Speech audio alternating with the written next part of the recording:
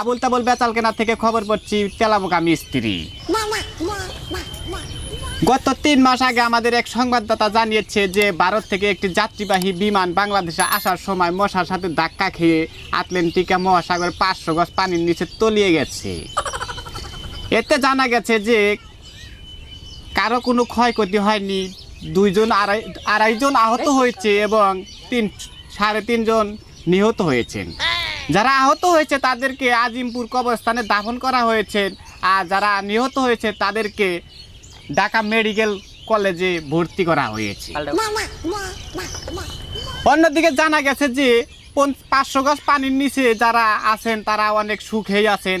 কেউ ফুটবল খেলছেন, কেউ ক্রিকেট খেলছেন, কেউ ডার্লিং নিয়ে পার্কে চুচু করছেন এবং বাদাম খাচ্ছে। সেলিম মিয়া